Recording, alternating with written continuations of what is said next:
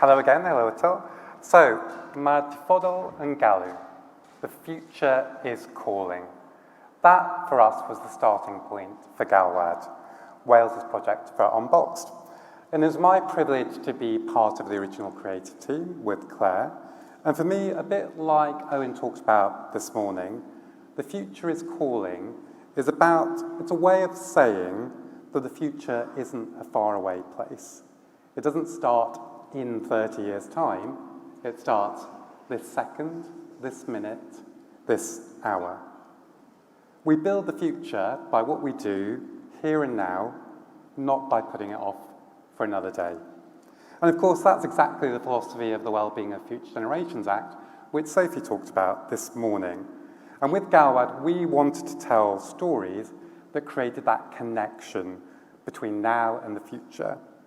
In our case, we wanted to tell stories between and from 2022 and 2052, to create those connections, start those conversations, and yes, perhaps even spark change. So for those of you who aren't Cymraeg speakers, Galwad means a call. And yes, Galwad was and is a call to action inspired by those stories. But how do we tell the many and diverse stories of the Wales of the future? How do we understand what we want and need, and how do we centre the stories of the many people who are simply never asked, what do you want the future to look like? Well, one way is world building, a collaborative process in which you design a world that becomes a container for narrative, in which stories emerge logically and organically from a rigorously designed core. And in Galwad's case, that involved working deeply, as Jason said, with more than 100 people from across Wales in a series of workshops to build their world of 2052 and surface their stories. So those people were in Merthyr, Blaenau Swansea, and either had a lived experience of migration or racism, or were from the deaf and disabled community.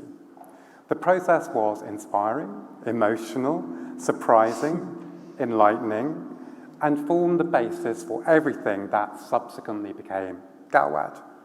But while having innovative and inclusive processes is great, it doesn't necessarily make great art.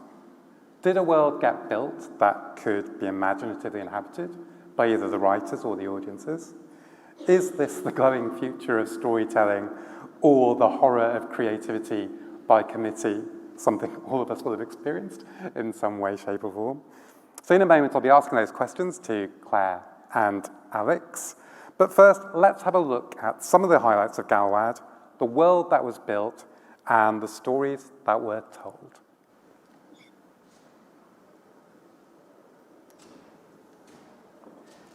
The storm. A girl lost in time. I shouldn't be here. This is all from before. I don't want to freak you out or anything, but a communication pathway is opened up between us and 30 years ago. Hell yes. Nan, can you hear me? the future is here. I think everybody has the right to imagine their own future. With young people, is that is our future. That is the future that we are going to get to create. Y dyfodol yn rhywbeth da ni'n creu, a dim rhywbeth sy'n digwydd i fi. You know, to a large extent, world building is about the future. Ideally, an aspirational future.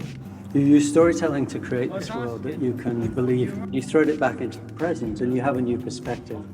I think the thing that's been most startling about this whole creative process has been that, yes, there are advances in technology that we show. Yes, there are considerable effects in terms of coastal erosion, flooding, for example, on the environment. But it's about how that affects us as people. People in 2022 have been hearing voices from 2052.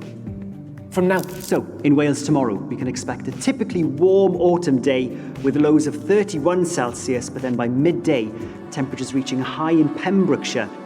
Mae amser yn rhedeg allan. Yeah, it's me. Just a few years older than you used to. Wales, in 2022, are you listening?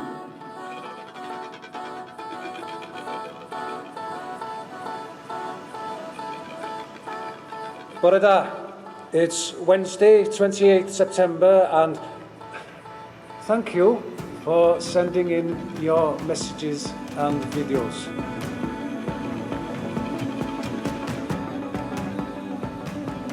Hello?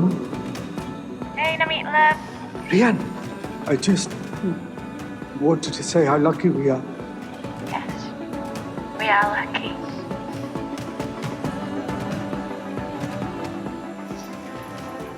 I love you, Nan.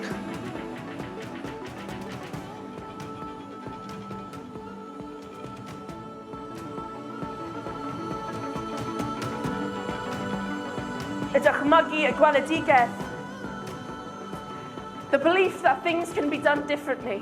So dyna sut ti'n neud e?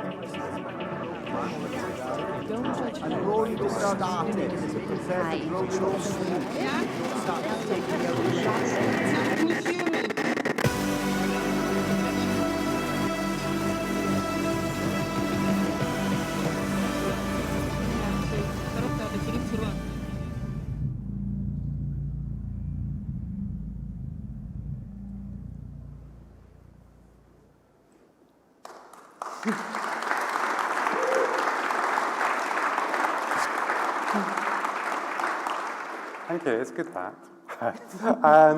So, Claire, Alex, welcome, Clwstwr. Claire, if I can start with you first, and really the kind of why of this. When you started this off 2 years ago, what was it that inspired the collaboration with Alex and his team? And what was it that you hoped that world building could bring to Galwad? Oh, well, bore da, everyone. You know, it's funny thinking back how a lot of the projects all of us work on begin. In our case, it was in the depths of COVID, autumn 2020, in dark Zoom rooms. And I think at that moment, we'd brought together an R&D team across various sectors. And one of the things that we looked, when we looked around the room, was to say, there's some amazing different kinds of experience in this room. But what connects us is a real genuine interest in place and people. The belief that the extraordinary breakthroughs and sort of enriched stories we have to tell are really rooted not in this room, but in the places and people of Wales. And there's an amazing decades-long history of site-specific theatre practice, National Theatre Wales, youth-led practice with Fran Wen, Centre for Alternative Technology. All of those partners were around the table. And that practice is rooted in co-creation and in a spectrum of participation. But the thing I felt was kind of missing was really that what we wanted to do was try and bring a story to life that would actually require a collective act of the imagination. So not tell stories of the past or tell stories even of present lives that were unheard, but actually for all of us and all of our participants across Merthyr, Swansea and Blaenau Ffestiniog to go on a leap of faith into a world that we could hardly imagine. And that's when I found this map, because I followed a kind of route, interestingly, to Alex, which was through film production, through design, and then through co-creation. And how I discovered what Alex does is really this collective act of the imagination that places you in a story world and then allows new stories to exist in that story world. So we embarked on this process, which would be very familiar to people in terms of a co-creation process, right? But what it had was it created a completely holistic story world that then, as we'll talk later, allowed other creatives come into it and play. Yeah. And that was very unusual. I hadn't seen that done before. And talking about coming out of people and place, Alex, we talked about this about a year ago, and you said to me, you've done hundreds of these, probably perhaps thousands, and you said this is the deepest and richest process of world building you've ever done. Could you tell me a bit more about what was special about it for you? Yeah, absolutely. We use a kind of workshopping process as the start of many of our world builds. We would rather call it a kalaka, which is a Slavic word for barn building, essentially. And it's essentially not about a bunch of people around a table talking to each other and everyone going away and forgetting what was said a couple of days later, but actually a way of gathering knowledge, and a way of gathering knowledge in the sense that every single participant is necessary in order for that barn or world to be built. What was really unique for us here was that we were given absolutely unique and privileged access to communities who, I think it's been said, haven't necessarily had a voice in this kind of idea of telling the story of their own future. So to have that, first of all, that ability to tap into those voices, to have the participation, deep participation in the end, we try and stand back as the sort of curators of this process and see how these groups self-motivate and start generating literally, 1,000 stories. But in this case, not only was this tapping into a community that we certainly had not heard from before, but 5 different lenses. So the possibility of story generation from that base was amazing. And I think what came out of it was a fantastic proof of how well this can work, and when it's stimulated by something like Galwad, when we had over 100 participants, but from that came 500, nearly 1,000 stories in these few weeks. It's just a resource we hadn't seen before, an outcome we hadn't seen before. Yeah, I wanted to pick up on, in a way, in the counterpoint to something like that, because when people and communities haven't been asked what the future might look like, when actually for many people and communities getting through to tomorrow feels like an enormous success, and looking ahead to next week or next month feels like an enormous privilege. How difficult is it in those circumstances to imagine 30 years into the future? Because if we look back 30 years, we didn't have the internet. The world has changed enormously. How was that something that felt difficult as well, to kind of imagine 30 years in the future when you're so rooted in getting through today, tomorrow, next week? One of the things that we do almost always in world building is take that leap forward that's specifically designed to go beyond the immediate future, a kind of planning and deciding for and surviving the near term. Because as soon as you go 20 or 30 years out, you are in a fictional space. You're in a space of pure imagination. And I think we have always found that it's liberating, that it can be slow to kind of dive into that, or to kind of understand that you have this complete freedom now to tell the stories and to tap into your imagination. And we're not always or often asked to do that. We're not often given the opportunity to do that. So actually, I think it's specifically because we push far out and push these sort of 30 years in this case, that triggers the possibilities of the stories that come from them. Yeah. When thinking about the liberation, Claire, actually what happened was you worked with the world builders, not just at the world building stage, but throughout the process. Yeah. And how did you see that liberation kind of expanding and opening up possibilities? Oh my God, in so many ways. I mean, it's probably hard for people who might not have seen the project or the story unfold to get a sense of that, but I'll give you a couple of examples. So One is that the very simple idea was that the premise of the story was, what if the future were able to get in contact with us? So what if the future called us over 7 days? And we found a lead character to sort of take us through that, who's swapped. So she has seen the future and has come here to walk among us. Now that's incredibly powerful, because what you're then doing is you're seeing our present through her eyes, right? So this present moment, but seen from the future, and all of the hilarious things we're doing, whether it's TikTok dances or, you know, how many cars we're driving or whatever it is.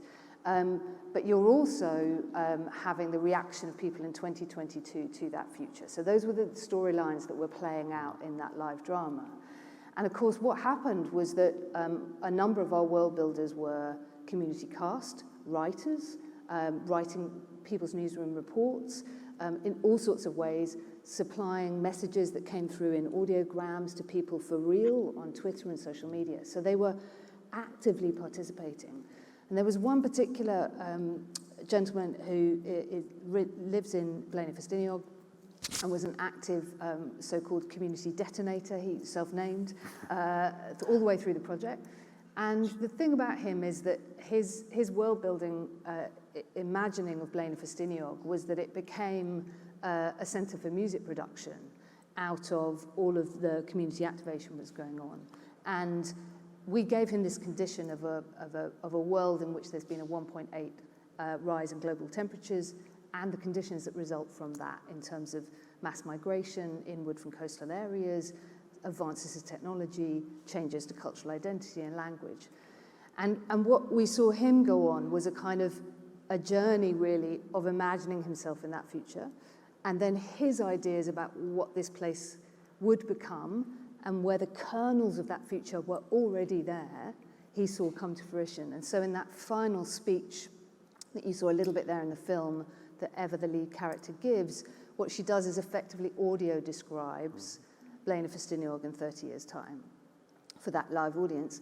And primarily that vision of Blaenau Ffestiniog came from that one man.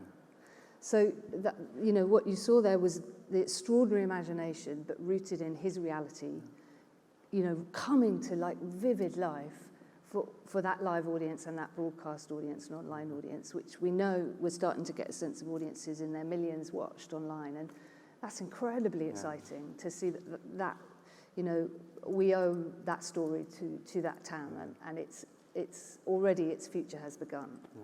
Yeah. And that brings me on really neatly to my next question, which is about the storytelling, Claire. And actually, as Alex said, yeah, that world-building process has created 500, nearly 1,000 stories. There's then 1,000 stories for the writers to work with. And is there a tension there? Because writers are writers, and people know what I mean by that. And how do they fit into that? Or do they find a tension in how they fit into that? Am I telling my story? Am I telling one of these 1,200 stories? Am I telling what? How did you kind of manage that? And how did that feel? Yeah, I mean, Alex will attest to this in that what we created was a sort of resource of what this world was like, which was as contradictory, as difficult to deal with, as prejudiced as our current present is, right? So if you look at that world-building resource, it is not a utopia. There are arguments, fantastical things, you know, everything is kind of laced through with the present. And so what that gives our writers is source material to then go and start to tell the stories that they want to tell and pull the tensions out of that they want to tell. I think the exciting thing, and look, this is very much like all Unboxed projects, a big experiment. You know, there are things that land and things that don't. But what we're beginning to see is that the very process of storytelling, distributed storytelling, so you have many different storylines on online platforms and broadcast platforms. So it's not a singular writer or a singular writer's room going out to an audience through one single platform. It's completely distributed, which means that, for example, you saw a little snippet there of Richard Harrington performing a beautiful monologue written by Matt Collins Evans, which went out and was sent out via Football Association Wales. It's been watched 132,000 times, you know, and that in itself was just an expression of Matt's interpretation of Welsh language and the importance of Cymraeg in the future. And yet, because of the way in which it was distributed, it reached far, far more people than it would have done on a singular broadcast platform. So I think that's been the brilliant thing for the writers involved and those different creatives involved. And the integration of as a trilingual production, for example, the importance of, I mean, you heard Owen Shears earlier. Owen wrote for BSL for the first time, and he's talked about how his writing is now enriched because it has movement within it. And it has a totally different expression within it. So, you know, we've heard a lot today around the importance of inclusion and representation, but what Galwad showed us is that what that gives you is incredibly rich and vital and dynamic and fresh and bold stories. So in our case, you saw a Wales that you don't normally see, and that would be my excitement of the world building process, is it lifted the lid on something that we're not going to put the lid back on again. No. Yeah, and I really wanted to pick up with you on exactly that, Alex, because it's that distributed storytelling and the telling stories in a different way. And you know, you've had a very storied career in feature filmmaking, but feature films have existed for 100, 110 years. Feature films are still feature films. But actually, I think you think feature films no longer have the tools to tell the kind of stories that we need to tell right now. Was that right? Is that kind of, like, is feature film dead? No, definitely not. And it's not so much. It's not so much that feature films are missing the ability to tell stories. I think that the difference now for us is that we're living in a kind of post-platform, post-media specific world, and the tools we have now cross all the boundaries, or should cross all the boundaries of media. And I think that what we discover over and over again, and it came for me directly from my practice as a production designer in film, where as a designer, actually, you're always designing a world first. You know, the output from that world is linear, and it may well have essentially a single script and storyteller driving it. But nevertheless, what we have to do is create an entire world that allows the stories of all of the actors in the film to be supported by more than the words and the actions, but actually by the environments. But I think speaking to the process of world building, there's a direct collaboration between the way that stories develop and the world that they develop within. And I think the opportunity now, and I think the thing that Claire was speaking to and that Galwad proves, is that there is a completely complementary relationship between this evolution of a world and the evolution of stories in plural within it. And that's why I think world building is so essential for the future of media at large, rather than just feature film, is that we have new tools. We're not properly using them to distribute those stories across media. I mean, when we started the process for Galwad, the world building's outcome was just to create a design system and a resource for something that we had no idea what would emerge from that. I think the proof of world building's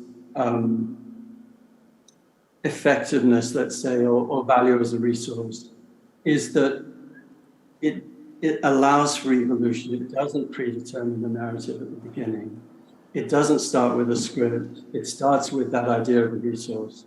And it was amazing to watch with Galwad how that deep resource, and really our job being how do you access the complexity of all these stories and characters, and in order for that to become the context, was to see that it evolved exactly as a world would.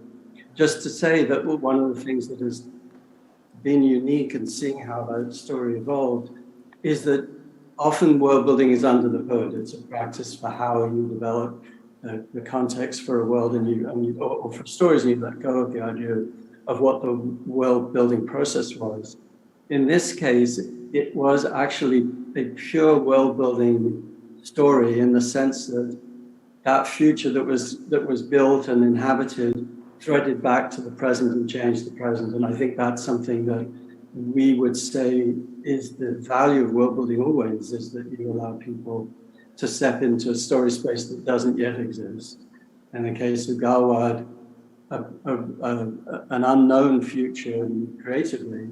But in this case, it did change the world. It does come back to the idea that you can use storytelling to change the world, and that we leave, by world building, we leave a set of tools behind that can be used and continue to be built on.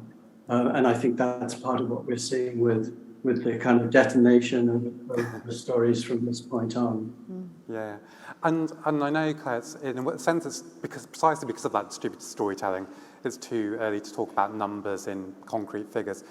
But what's your sense of how the audiences, because I think people here will be really interested to know how the audiences have experienced that different way of storytelling, which is quite radical and unique. How is that coming back to you? Yeah, I mean, would it be helpful just to describe a little bit about how that storytelling happened? Because I know that can be quite complex to understand. But essentially what you had is, at the beginning of the week, this sense that the future was trying to get in contact. And gradually over a number of days, these messages appeared that were distributed on social media primarily, which changed from being sort of almost like snippets of information, weather reports and things that were coming through from the future, through to direct, intentional messages in the form of monologues, etc. And some of those monologues started to have characters that you later saw in the 2052 drama. So you were getting like little clues, little hints of kind of different backstories. And at the same time, there were a set of live-streamed performances, which were a group of teenage friends who were navigating this week in which the future got in contact.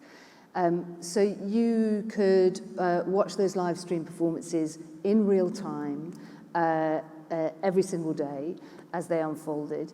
And the way that we kind of helped audience navigate through is we had a journalist inspired by Shirish, I should say, called Thomas. And he was your sort of guide of summing up each day.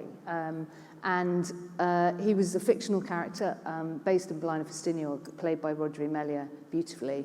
And what's interesting to sort of view from how the audiences responded, and we should say that all built to a sort of final finale that was live broadcast from Blaen y Ffestiniog, which had a live audience with it, is that the numbers are showing us that actually people did stick with it all the way through, that the durations of content were really important, that they loved the sort of bite-sized elements. I think the live stream scenes were around maximum 10 minutes, the monologues were like 3, that people were finding content, of course, where they go in terms of social media and their followers, etc. That trusted partners made a really big difference to that.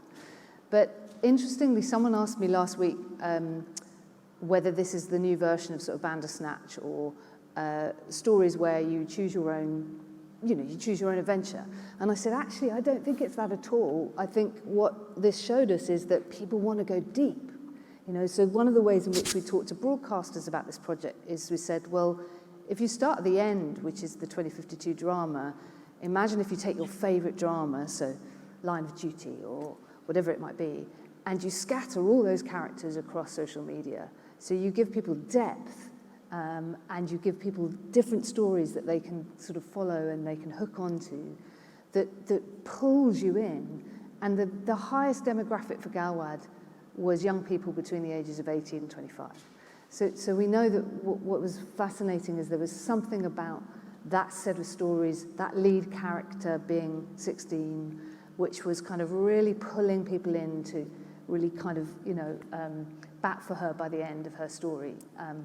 And so I think there's something fascinating in terms of both what that means for broadcasting. So we've had a lot of very challenging and interesting conversations with commissioners about taking risks, about artists and experiment. I mean, we had the most extraordinary music team on this. We had a score across every single element that interlaced with Welsh musicians, Greta Isaac, Lem Freck, Dunia Botic. We had choreographers and movement directors, Anthony Matsena. We had a live director. So one of the things you'll notice in the live stream scenes is that they're filmed with single shot cinematography. So we immerse the viewer right in the action, which was real seat of the pants stuff because they were live streamed and single shot. So essentially what you see is there's no edits, there's no breaks. We're literally shooting sort of live, and that was Banny Mendy, the cinematographer, absolutely extraordinary. So all of that talent sort of comes together to say, well, how do we get the viewer right in there, in the story, so they feel they're in it and that it's happening all around them. And I think the possibilities, Alex, in terms of storytelling and filmmaking is incredibly exciting, because if you took single shot cinematography, co-created stories and real-time storytelling, that's an amazing recipe for something that feels urgent and now, as opposed to something that's shot in a studio that has a couple of writers who always get the same gigs out on 8:30 on a Saturday night, right? So it's, that feels like the future of storytelling. And if that is the future of storytelling, it feels important to kind of circle back on that difficult conversations with commissioners. Yeah. Because those difficult conversations with commissioners come around because what's the story? Well, we don't know yet. Who's the writer? Well, about 50. Who's the director? Well, about 50 directors, And actually, Alex, I wanted to pick up with you on that because, the history of film has been the auteur director, generally a man, as we're talking about picking up themes. But actually, is that the future of storytelling? Is that the future of film, or is that something different because of everything we've seen through processes like this?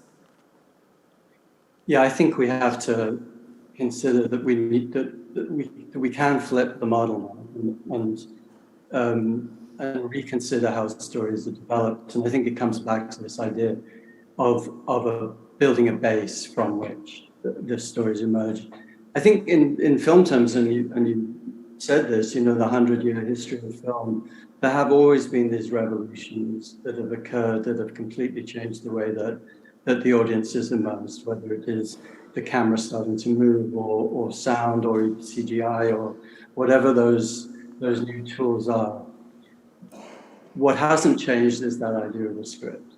And I do think that it comes back to what Galwad is such great proof of, which is if you're thinking not about creating a single outcome, but the possibility of we don't yet know what that is going to be. And therefore we have the freedom to build collaboratively, to co-create, knowing that what we're building is such a secure way to develop stories, such a secure kind of base from which to develop stories. Then you can always say, well, film is the central, is the central outcome that we expect to come from this, but so are all of these other possibilities. And that in pure production terms, if you start looking across media in this media agnostic space, maybe that's really how we should start. Well, apart from anything else, it's how we should start teaching people who are going into media, is not in this kind of completely siloed, specialized way, because, we use game tools, game engines for all of the production that we do in film now. So that, if we don't keep up to the moments in terms of the technologies, that's one thing. And if we don't reconsider what storytelling is and go back to the deep history, the millennia of history of where storytelling evolved and storytelling first evolved to make sense of the world around us, to actually find a way in which those common stories could come together and be translated through metaphor, through multiple narratives into something that would be meaningful. Yeah. We are back right now in a place where we really don't know how the world works. We really need to make sense of the world around us. And I don't think we can rely on a script for that. I think we have to listen more carefully to a much richer resource, which is the people who are involved in the outcome of that story. Yeah, and it's really interesting you bring up that thing of storytelling is what helps us navigate the world. It's why stories started, and actually I see it in my own industry in journalism. Actually, we need to get back to that. It's a little bit about what Shakira and Beth were talking about. And he beautifully preempted my question and answered it, my final question, and answered it, which is, what do you think the future of storytelling should look like in 30 years' time? So I'm going to ask that to Claire. If we're doing this process in 30 years' time, because all of this is about sustainable storytelling that will work in 30 years' time and will help us exist in 30 years' time, getting back to that thing of it being a resource. What do you think, hope, pray that storytelling will look like in 30 years' time? I mean, I think it goes back to the very beginning of today with what Michael Sheen was saying, which is that to break the rules.